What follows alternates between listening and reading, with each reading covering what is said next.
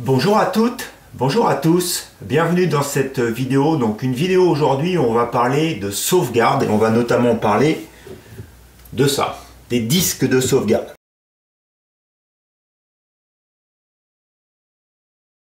Alors il y a quelque chose qui est ultra précieux lorsqu'on fait de la photographie, et bien sûr c'est les images. Et puisqu'aujourd'hui le support pour les images est un support numérique, il nous faut aussi des supports numériques pour sauvegarder nos images.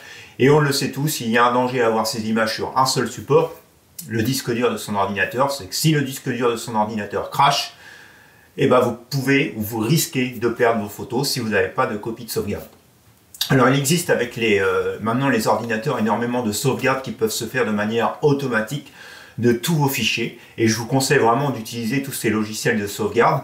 Néanmoins, il vous faudra toujours un disque dur de sauvegarde, et c'est ce dont je vais essayer de parler aujourd'hui avec vous, de vous aider justement à sélectionner le bon disque de sauvegarde, et puis aussi à vous donner quelques astuces de la façon dont je fais mes sauvegardes de mes images. Alors, sur les disques de sauvegarde, vous avez ces deux premiers disques de sauvegarde. Bon, j'en ai même un troisième, ils sont de 3 marques différentes. Très honnêtement, je ne vais pas en descendre une ici dans la vidéo, mais si vous me demandez des conseils, je pourrais très bien vous donner une information. Il y a énormément de marques sur le marché, il y en a certains qui sont hyper connus. Il y en a une que j'ai testée personnellement et qui m'a assez déçu parce que les disques sont souvent en défaillance. Heureusement, je vais vous en parler, j'avais une double copie de sauvegarde. Mais vraiment faites attention sur le type les marques de disques que vous utilisez, puisqu'en fait certains vont être plus fragiles, on va dire, que d'autres. Alors ces disques durs là sont appelés des disques durs HDD, c'est-à-dire Hard Disk Drive, c'est-à-dire qu'en fait tous ces disques là, ils ont des parties mécaniques à l'intérieur qui vont se déplacer pour inscrire les informations de manière magnétique sur un disque. Et donc ce fait de se déplacer, le fait du mouvement, en fait le désavantage de ces disques-là, c'est que finalement ils vont être relativement lents. Et on va en parler un petit peu plus tard lorsqu'on va parler du catalogue Lightroom. Ça peut avoir un handicap. D'un autre côté, ça a un autre avantage qu'on va parler aussi, c'est que c'est probablement sur les disques durs ceux qui sont les moins chers, et notamment lorsque vous voulez aller sur des hautes capacités de disques durs. C'est ce qui va être le moins cher. Ensuite, vous avez ces petits disques-là qui s'appellent SSD. Alors, je vais être honnête avec vous, j'ai pris des notes parce que je ne m'en rappelle pas. Donc, le SSD, c'est le Solid State Drive. Tout simplement, ce que ça veut dire, c'est que ici à l'intérieur, il n'y a aucune pièce mécanique qui va se déplacer. Tout ça s'inscrit sur des mémoires dites flash. Et donc, vous allez inscrire vos données sur des mémoires. Donc, l'écriture et la lecture des données sur ce disque dur va se faire de manière beaucoup plus rapide qu'elle se faisait sur les disques durs HDD, où je vous rappelle, il y a des parties mécaniques qui vont se déplacer. Donc ici, vous avez des disques qui sont relativement rapides. Donc j'en ai un ici d'une marque relativement connue, dont je suis assez satisfait. J'en ai un autre ici qui est un petit peu moins cher et que j'utilise uniquement ici, je dirais, de manière à la maison. Je vous en parlerai pour le catalogue Lightroom.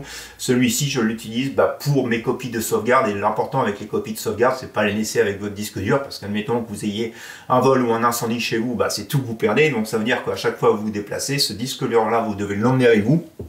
Ce que je fais. Et donc il a fait énormément de déplacements et il est toujours impeccable. Donc ces disques durs SSD sont vraiment assez intéressants parce qu'ils sont rapides, ils sont solides, contrairement à ceux-ci qui ne sont pas trop faits pour être déplacés mais plutôt restés pour le bureau. Alors c'est vrai que ce que je fais, c'est que j'ai mes copies de sauvegarde que je stocke aussi dans un endroit sécurisé, loin de mon disque dur. Lorsque je m'en vais, mais c'est des déplacements que vous allez très courts, alors que celui-ci, je l'emmène en voyage, il a même pu passer au travers des scans des aéroports sans aucun souci. Donc voilà les deux grosses différences de disques durs que vous pouvez avoir et que vous pouvez utiliser pour faire vos copies de sauvegarde. Alors, il en existe un troisième type qu'on retrouve relativement peu souvent, qui s'appelle en fait les videurs de carte mémoire, et c'est quelque chose qui va être relativement assez intéressant pour finalement, comme son nom l'indique, pour vider votre carte mémoire lorsque vous êtes en voyage. C'est-à-dire vous prenez des photos pendant une journée, le soir, pouf, vous vous connectez et donc vous allez vider votre carte mémoire dans cette mémoire finalement, et qui va faire une copie de de vos photos. Alors très honnêtement, moi ce que j'utilise, c'est que maintenant avec les services, que ça soit sur Lightroom, que ça soit avec les services aussi sur les tablettes, alors moi je suis sur Apple, mais j'imagine que sur Samsung ou d'autres marques, vous avez la possibilité d'avoir un cloud, vous allez pouvoir envoyer des fichiers. Donc en général, ce que je fais lorsque je suis en déplacement, c'est que je renvoie mes fichiers sur ma tablette pour les sauver dans le cloud, soit celui de Lightroom, soit celui d'Apple, et d'avoir une copie de sauvegarde déjà dans un cloud avant de retourner à la maison et de faire une véritable copie de sauvegarde sur ces disques durs ici. Donc c'est une autre manière de faire une sauvegarde des photos. Et donc justement, puisque j'en parle, donc tout ce qui est cloud est aussi une manière de pouvoir sauver votre photo. Par contre, il faut bien forcément garder à l'esprit que ça a des espaces limités. On va parler de téraoctets lorsque vous sauvez vos images, et donc si vous devez vous acheter des téraoctets de stockage dans le cloud, ça va vous coûter relativement cher, notamment maintenant avec les nouvelles formules Adobe. Donc c'est vraiment, je dirais, la solution à utiliser pour un nombre limité de photos. Donc moi en fait, qu'est-ce que j'ai dans mon cloud Lightroom? C'est uniquement mes best photos, mes meilleures photos que je stocke sur le cloud pour les avoir toujours à disposition si pour une raison X ou Y, j'étais amené à y accéder et puis à essayer de les imprimer, mais en aucun cas c'est une copie de sauvegarde pour les fichiers. Je vous recommande vraiment pas ça, parce que tout ce qui se fait en ligne, notamment pour la photo, très rapidement vous allez vous retrouver avec des coûts qui sont relativement importants. Et donc le dernier des disques de sauvegarde, donc là encore une fois je vais regarder sur ma tablette, ça s'appelle le NAS et c'est le Network Attached Storage.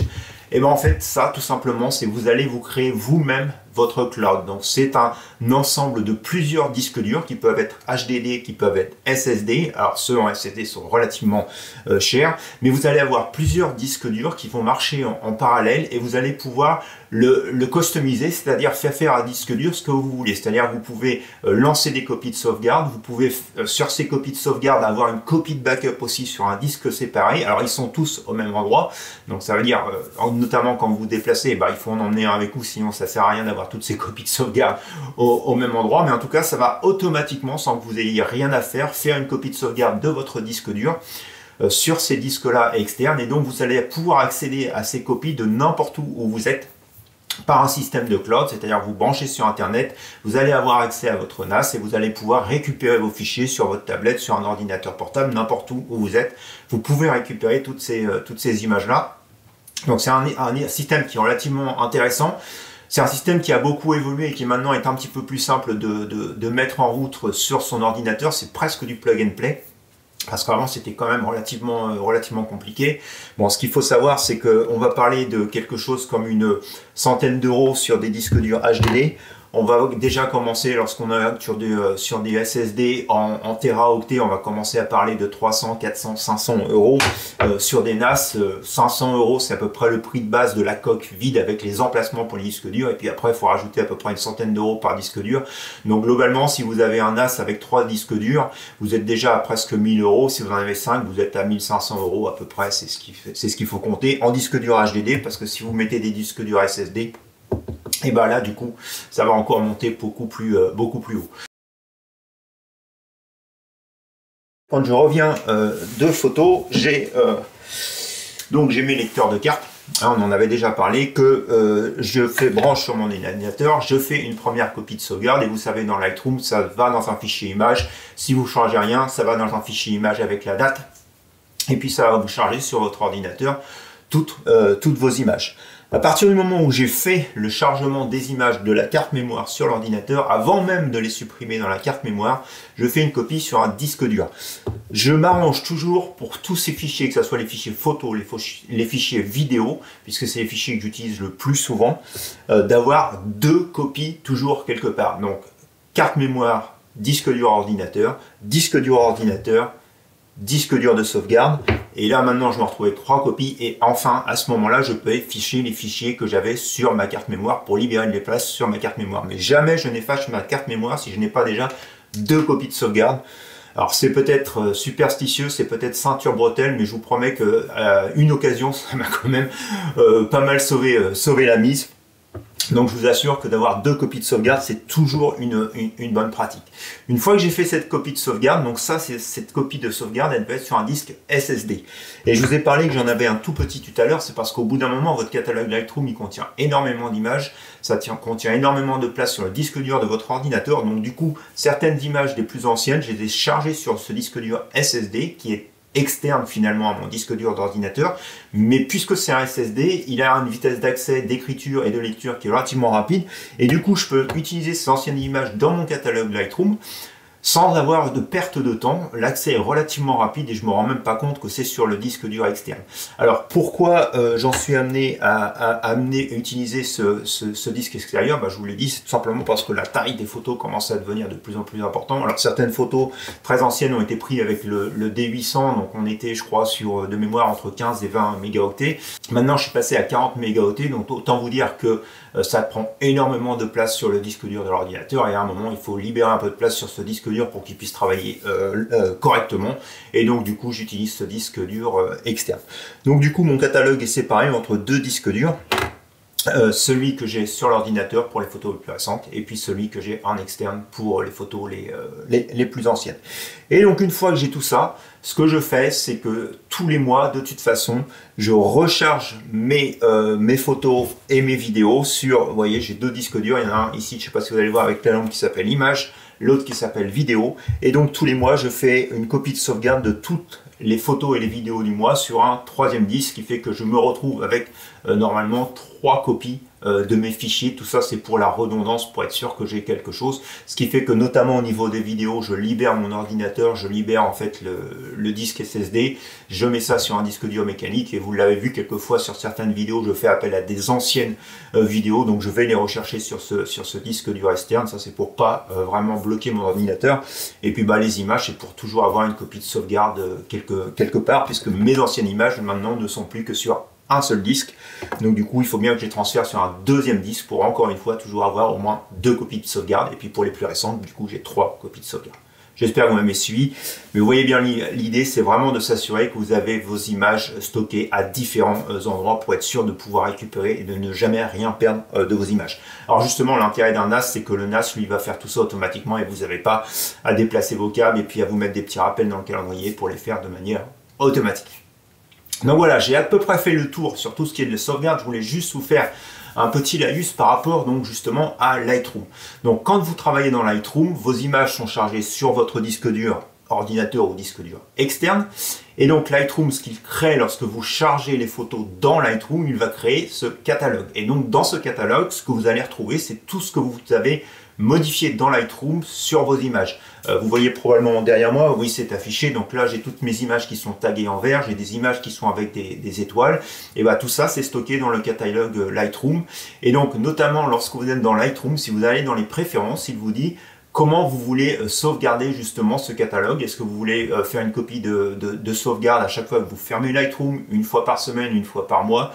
Alors très honnêtement, ce que je vous conseille, c'est de le faire à chaque fois que vous fermez Lightroom. Moi personnellement je le fais une fois par semaine, parce qu'en gros j'ouvre Lightroom une fois par semaine. Je travaille énormément dessus le week-end, et dans la semaine je ne vais pas forcément ouvrir Lightroom, ou si je rouvre Lightroom je fais très peu de changements, donc du coup je ne fais pas de sauvegarde à chaque fois.